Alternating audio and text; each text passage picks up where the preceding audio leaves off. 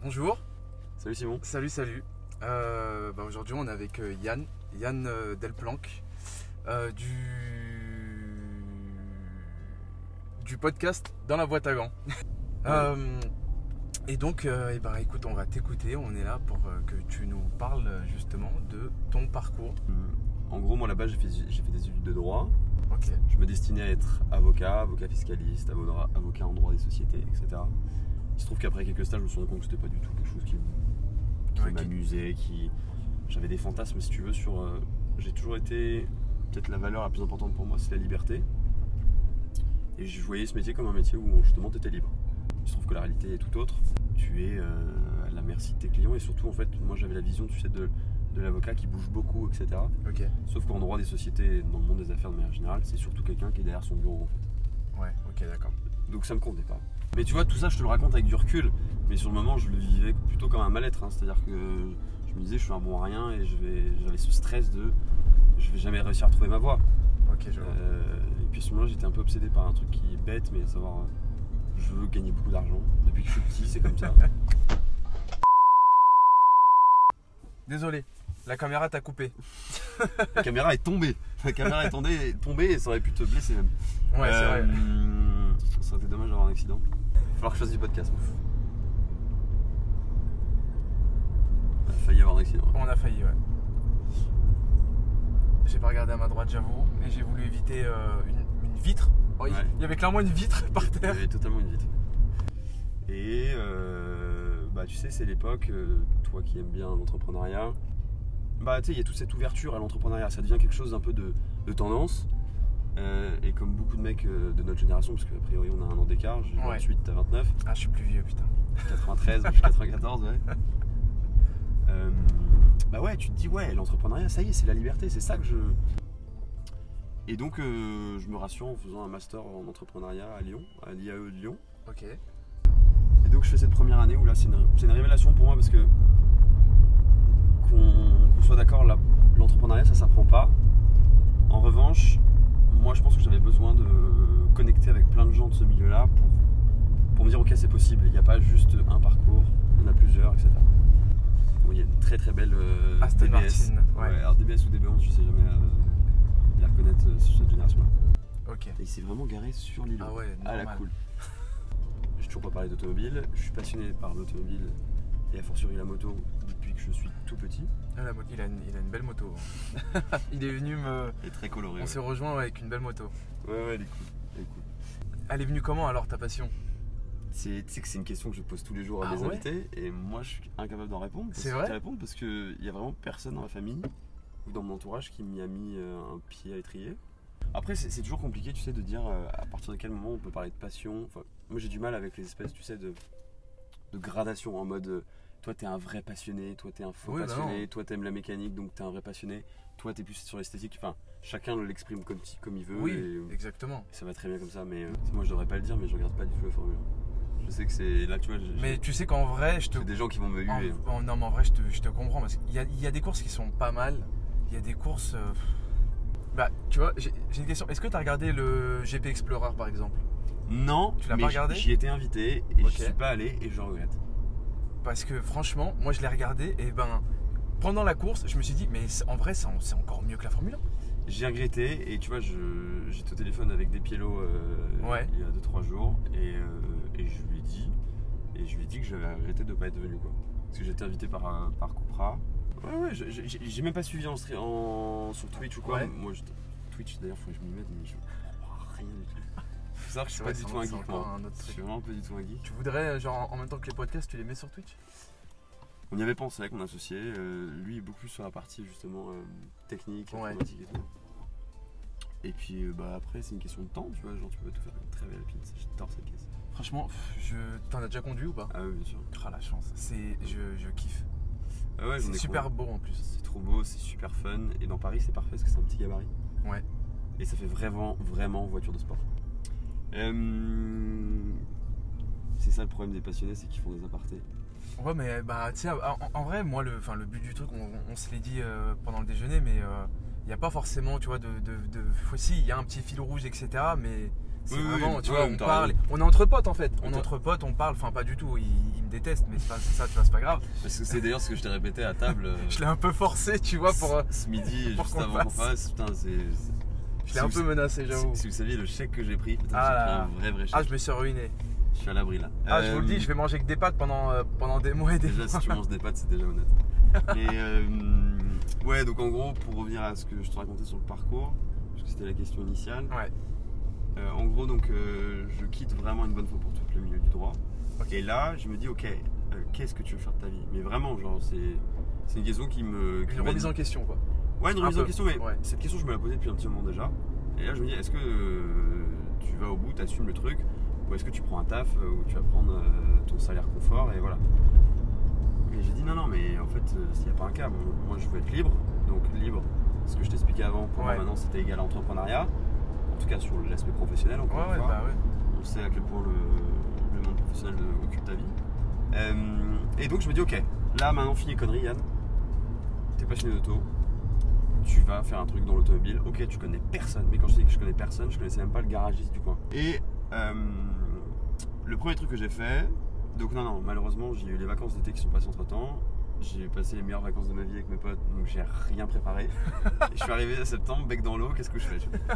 Mais toujours avec cette idée, genre je vais bosser en auto. Et j'ai monté une première petite boîte, si on peut appeler ça une boîte, de conseils en investissement automobile, où en gros je m'étais dit, il y a un secteur qui est ultra porteur, c'est ce qu'on appelle les young timers. Ouais. Et du coup je me dis, ok, bon Yann, t'as pas de trésor pour acheter des caisses, donc comment tu fais? Mais je me suis dit, c'est pas grave, je vais. D'ailleurs, avec le chèque que je t'ai fait, je te coupe, tu peux. Hein. Oui, là, ça y est, je peux acheter des Aventador, des Cativeran, je peux tout acheter là. C'est plus la Young Timer que je vais faire, c'est Nicolas Melin, fais gaffe, hein, c'est genre une vraie concurrence. Et je me dis, bah, je vais apporter des clients à des personnes qui vendent ces caisses, Ok. connecter en fait les deux et Ouais, prendre tu une prends ta com. com, ouais. C'est tout. Tous les deals que j'ai pu faire, va demander à un marchand une com, sachant que t'as aucune preuve que c'est toi qui as amené le client. Le mec, il va dire J'ai essayé de te la mettre à l'envers. Ah, évidemment. Il m'a fallu 3 mois comme ça, d'un peu de galère. Je prenais pas un rond en plus. Hein. Ouais, mais bon. Après, c'est une expérience comme une autre aussi. Tout à fait, exactement. Et puis j'avais le chômage à côté. Hein. Ça, Ok. c'est important de le dire parce que ça change beaucoup de choses. On a une chance en France, faut le dire. Ouais. C'est le chômage. Et le chômage, ça permet de tester beaucoup de choses et de te lancer dans des projets. Et on peut cracher beaucoup sur la France pour plein d'aspects. Mais là-dessus, il faut quand même reconnaître qu'on a énormément de chance. C'est bien de le dire aussi parce que souvent on dit les choses quand ça va pas, on dit pas souvent quand ça va. Et là, faut le dire. Et là, faut le dire. Et du coup, en fait, bah, je suis un peu pas dans la merde, mais je sais pas trop quoi faire. À l'époque où je travaillais donc chez Fidal, le cabinet dont je te parlais, d'avocat, j'avais travaillé sur une thèse, enfin en tout cas un mémoire plutôt, de fin d'études sur le développement des cabinets d'avocats d'affaires en France, le développement des modèles économiques. Mais je me suis dit, putain, Yann, tu t'es fait chier à faire ça, comment tu peux le valoriser quoi? Et comme quoi la vie est quand même folle, c'est que je me suis dit, je vais faire un post sur LinkedIn. On le voit un peu moins maintenant, mais à l'époque ça marchait bien. Où en gros tu dis aux gens, commentez, likez le post et je vous envoie le document en question.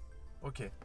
Et il y a eu ce fameux contact avec 2 gars qui avaient créé une boîte justement de développement commercial pour les avocats. Sauf qu'en fait tout de suite ce qui m'a choqué, c'est que ces deux mecs en question avaient mon âge, voire plus jeune, et que je savais pertinemment que lorsque tu n'es pas avocat et que tu es plutôt jeune, les avocats ne te prêtent pas au sérieux. Parce que je l'avais vécu moi pendant mon année chez Fidal. Ok. C'est-à-dire qu'ils ont tendance à vite te prendre de haut, Ouais. parce que t'es pas avocat, t'es pas un des pairs. Tu vois.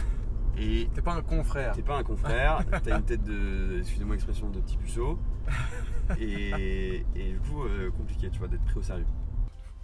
Bref, et du coup je vais rencontrer ces mecs-là, je vais déjeuner avec eux, je leur pose cette fameuse question, alors comment vous avez fait? Et ils me disent, bah c'est simple, avant même de lancer le business, nous ce qu'on a fait c'est qu'on voulait connecter, rentrer dans ce milieu. Et pour ça, qu'est-ce qu'on a fait? On a lancé un podcast.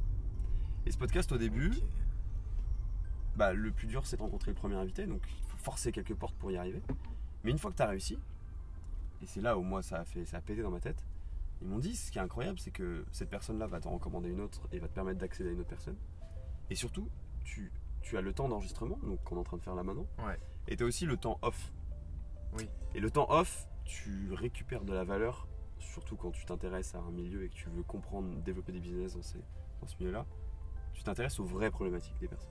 Et je me suis empressé après le déjeuner de rentrer à Rennes. Et dans le TGV, j'ai déjà commencé à regarder genre tous les podcasts automobiles, ce qui existait. En 2 heures du TGV, enfin même pas, je trouve que c'était 1h30, j'avais fait ma veille, j'avais vu ok, il n'y a rien qui me plaît, il n'y a rien comme ce que j'ai en tête. Donc c'est parti. Et là, je me suis mis en mode mission. J'ai repris cette page Instagram qui existait déjà de la boîte dont je te parlais, enfin la boîte, c'est un grand mot, de conseils en investissement automobile, qui s'appelait Vintage Petrolhead. Bon nom de merde d'ailleurs. Ça on peut se dire. Et je me suis servi de cette base, donc il y avait 1500 abonnés sur Insta, pour balancer plein de messages aux gens que je suivais, si tu veux, d'automobile, mais moi qui paraissais inaccessible. Hein. Et en fait, à ce moment-là, j'avais ni nom ni concept. Je me suis juste dit, il faut que ce soit un truc très storytelling. Moi, je veux pas un truc technique, je veux que les gens racontent leur histoire liée à l'automobile, à la moto. Et entre le moment où il se passe ça, donc où je rentre de Paris après cette révélation, et le moment où le premier épisode sort, il doit se passer une semaine. Ouais, donc ça allait très vite. Ça allait très vite, mais du coup, en fait, je m'étais dit, tu vois, c'est là où c'est intéressant je trouve l'entrepreneuriat, en tout cas la théorie de l'entrepreneuriat, c'est que je me suis dit, Yann, il vaut mieux exécuter très vite, faire des choses imparfaites. De toute façon, tu n'arriveras jamais à faire un coup parfait dès le premier, mais au moins tu vas progresser très très vite. Et après, ça a été juste, je me suis imposé un énorme rythme pour percer et progresser très vite. Mais ouais, j'adore m'enrichir de ce que les gens racontent, quoi, tu vois. Et je pense qu'en 2 ans maintenant que le podcast existe, que ça va faire 2 ans fin novembre, et j'ai l'impression d'avoir gagné 10 ans dans ma vie, quoi. Franchement, en 2 ans, t'as fait un truc de ouf, hein, quand même. Mais t'as toujours envie de faire plus, quoi. Parce que je kiffe trop ce que je fais et parce que je vois où je veux aller aussi, quoi. Mais c'est une bonne chose aussi de pas se satisfaire entre guillemets de ce qu'on a, tu vois. Bien sûr. Mais t'arrives à te regarder, genre en vidéo, etc. et tout, ou t'as un peu de mal? Non, j'ai plus aucun. Enfin, ça va peut-être faire un peu narcissique de dire ça, mais quand je monte les épisodes. Non, je rigole. Quand je monte les épisodes ou maintenant je m'en fous en fait. Genre, c'est devenu. Tu fais plus attention. Je sais que j'en discute souvent avec des potes. Et il y en a qui, bien plus gros que moi, tu vois, qui sont là depuis bien plus longtemps, ont toujours ce mal-là. Moi, non. Mais il faut surtout se connaître en fait. Ouais, en fait, je pense que c'est ça aussi le secret du truc, c'est d'apprendre à se connaître. Mais c'est pas facile, hein. C'est pas facile et tu vois, genre, c'est une discussion que j'ai souvent. Je t'en parlais en plus à la table, mais moi j'appelle ça la petite voix, mais on peut appeler ça comme on veut. Moi j'ai eu ce sentiment et il fallait que c'était un peu ma destinée, quoi, tu vois. Ça fait vraiment mystique de dire ça comme ça. Non, mais tu l'as senti en fait. Ouais, c'est ça. T'as senti le truc, tu t'es dit j'y vais et c'était un peu naturel pour toi. En fait, je peux te raconter une anecdote à ce sujet-là. C'est l'épisode 30, je crois, avec François Delecourt. On est avant l'Aube, c'est un grand copain de l'Aube. J'arrive chez lui pour son épisode. On s'est eu au téléphone quelques semaines avant, très brièvement, parce que c'est un mec qui est très speed. Il n'a pas le temps. Il n'a pas le temps, mais non, mais c'est même pas, c'est sa personnalité, quoi. Et on s'était eu 20 minutes au téléphone, il m'avait dit, en 20 minutes, le mec il m'avait séché, il m'avait raconté des trucs de fou. Et donc j'arrive chez lui, il a une baraque incroyable à côté de Saint-Tropez. Donc imagine la situation, tu arrives dans une baraque immense, incroyable, tu connais pas le mec, tu es en plus avec un mec fan de rallye qui... Il est comme un fou, je pense. Voilà, qui est comme un fou. Et ouais. Moi, il faut que je le gère aussi parce que je veux pas passer pour le gros bolos fanboy, tu vois. Et en même temps, il y a mon ex-copine, là aussi, elle est pas passionnée de caisse, donc tu vois, c'est un peu c'est inconfortable pour moi, tu vois, parce que je peux pas me focus que sur ce que je fais. Et là tu rajoutes à ça que quand j'arrive, le François Delecourt, et d'ailleurs je te salue François, et Priscille, donc sa femme, en gros il sort d'une sortie VTT, il est avec une dizaine de ses potes, et clairement il a oublié que je venais, quoi. Et en fait quand j'arrive, il est encore en cycliste, comme le cyclisme vient de passer, et il est en détente, il est en train de bouffer des trucs en mode récup, tu vois, avec tous ses potes. Donc au début t'oses pas trop t'imposer et tout, et puis au bout d'une heure, à un moment je dis bon François, faut qu'on s'y mette, quoi, genre je dis allez on y va. Et il me dit ok, on va se poser dans la salle de cinéma, parce que bien évidemment il a une salle de cinéma. Oh, putain. Et on va se poser, et puis là en fait il y a tous ses potes qui le suivent. On s'installe, lui toujours en cycliste, et il me dit ouais c'est pas filmé, à cette époque là je filmais pas. Et après moi je suis dans ma bulle, je suis dans mon truc, genre je calcule plus rien. Et il se trouve qu'avec François on a vraiment connecté. Et genre, donc on termine, je dis bon, bah à bientôt, tac, et je coupe. Et là, il y a tout ce public entre guillemets, c'était 15 personnes, attention, mais en tout cas, ça remplissait la pizza, qui se lève et qui commence à applaudir. Ah ouais, carrément. Et là, tu vois, genre, rien que quand je t'en parle, je suis encore un peu ému, parce que, genre, donc là, je vois tous ces potes qui sont avec un grand sourire incroyable et tout, on a appris des trucs sur François, génial et tout. Et genre, François Delcourt qui se remet droit dans son fauteuil, et là, il dit, bah, c'est la meilleure interview de ma vie. Sachant que ce mec-là, à l'époque, c'était le pilote de rallye le plus connu et le plus payé au monde. Ok. C'était une bête médiatique, si tu veux. Ouais, donc il en a vu passer. Exactement. Et genre tous ses potes ils disaient incroyable François et tout, trop bien et tout. Et il a dit les gars mais en fait vous vous rendez pas compte. Genre si j'ai raconté tout ça c'est parce que il a géré son truc de ouf quoi. Je me suis surtout dit en fait, pour la première fois de ma vie, je suis au bon endroit, au bon moment.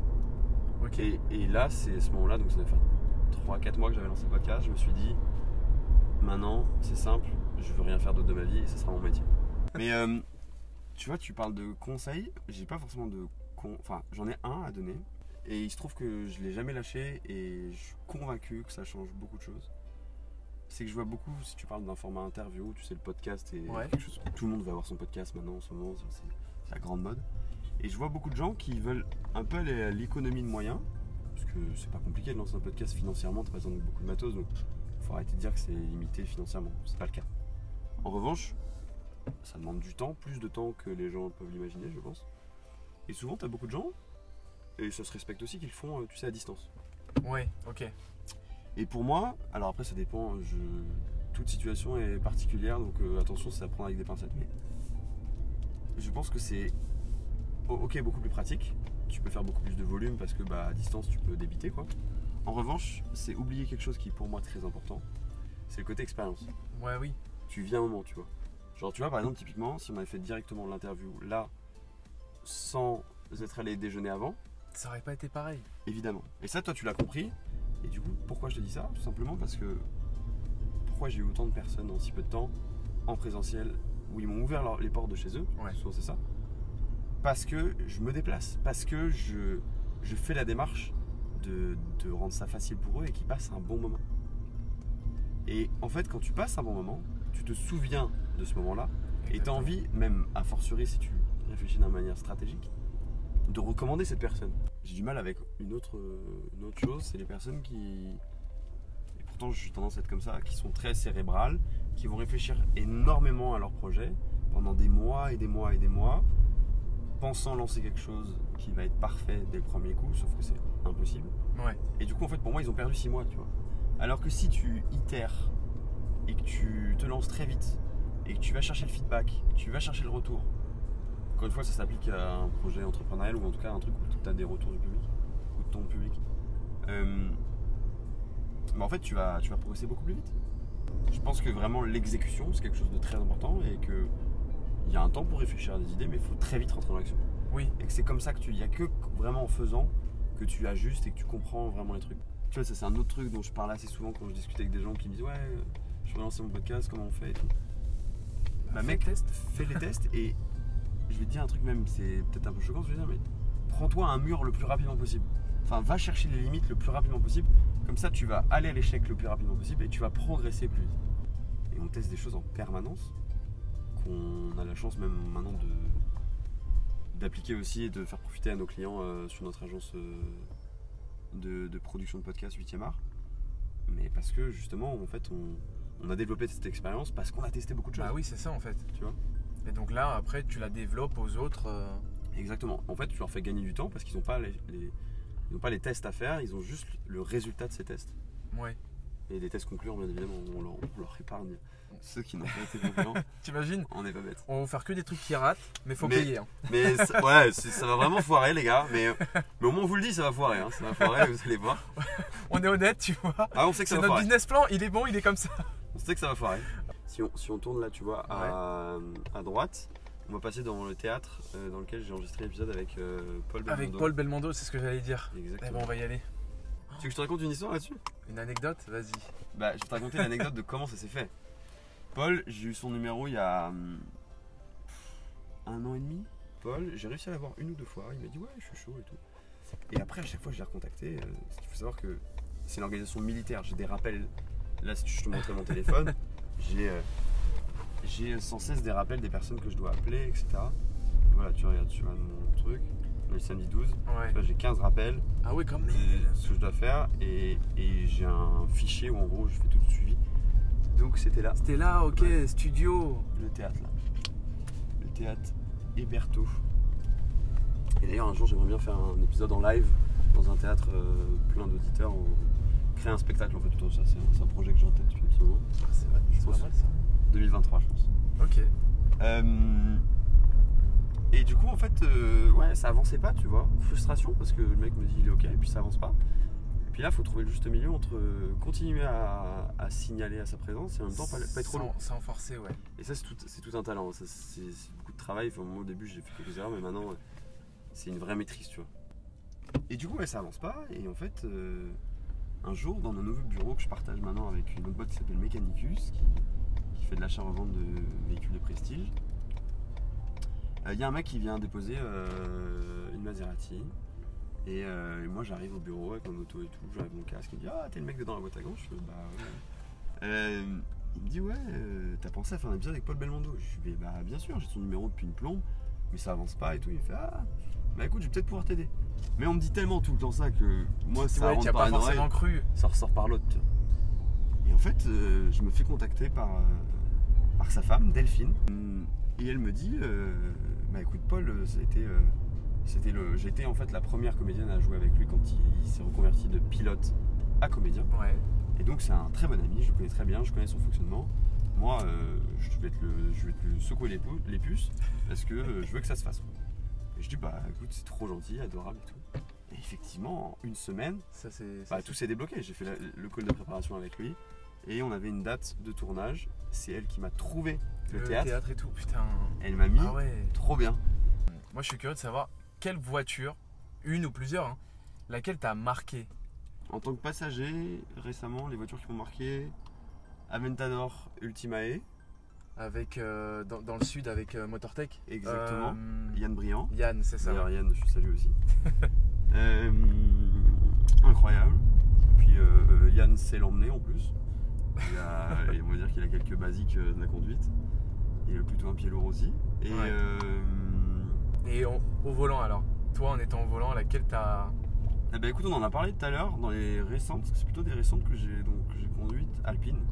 Alpine, ouais, c'est vrai.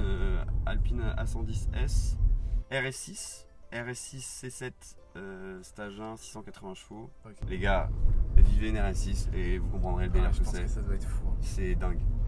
Mais c'est inarrêtable, c'est vraiment un TGV le bordel.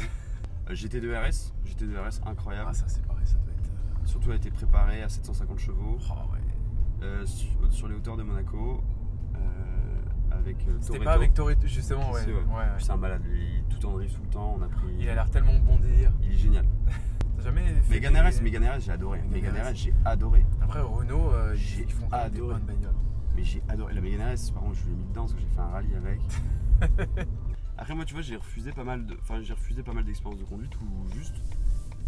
J'étais pas dans le... C'est pas que j'étais pas dans le mood, c'est juste que je trouvais que c'était une trop grosse responsabilité. Ok.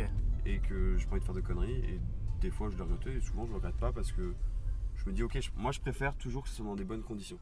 Ouais, ok, d'accord. Je préfère pas vivre l'expérience plutôt que la vivre dans une mauvaise condition. Tu sais, genre j'allais te dire, et sinon qu'est-ce qu'on peut te souhaiter pour la suite et tout. Pour répondre à ta question, qu'est-ce qu'on peut me souhaiter pour la suite En vrai, je te jure. Je vais te faire la réponse la plus bateau que j'entends tout le temps. C'est terrible parce que je suis formaté moi à la force. Déjà que ça continue. Que d'un point de vue business, ça progresse, ça stabilise et que moi je cherche pas, si tu veux, avoir plein de salariés et tout, ça m'intéresse pas. Encore une fois parce que liberté. Oui, ok. Et pour moi, avoir des salariés, c'est perdre la liberté. Ouais. C'est totalement discutable, j'en suis conscient, mais c'est mon avis. Mais très bien gagner ma vie, tu vois, genre pas de honte à dire ça. Ah non, ça, et continuer à rencontrer plein de gens inspirants. Vivre plein de choses de fou, avoir des caisses, avoir des motos. Ok. Et continuer à kiffer la vie. Bah, je me souhaite de faire beaucoup de choses. Bah, je te le souhaite aussi. Et je te souhaite surtout que ton format continue d'évoluer, que tu kiffes. Ouais, merci beaucoup. Si tu veux en faire ton métier, t'en feras ton métier, mais là n'est pas la question, c'est juste tu kiffes mais en tout cas c'est chouette, c'était une très très bonne expérience. En tout cas, c'était merci cool, mec. beaucoup. Ouais, merci beaucoup. Très bon moment. Merci à vous de nous avoir écoutés, suivis, regardés, d'avoir rigolé avec nous. Et je mettrai de toute façon tous les carrément. réseaux de Yann, tout ce qu'il faut, parce qu'il a besoin de moi, donnez-lui de la force. Ouais. Voilà, merci beaucoup. Ciao, Ciao, ciao. ciao.